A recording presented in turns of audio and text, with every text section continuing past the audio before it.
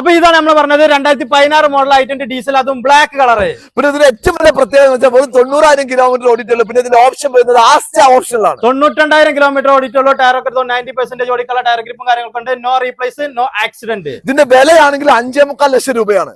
അപ്പൊ പെട്ടെന്ന് വിളിച്ചോളി. താഴെ നമ്പറിൽ നമ്മൾ ലൊക്കേഷൻ വരുന്ന മലപ്പുറം ആലത്തൂർപടി. Me gusta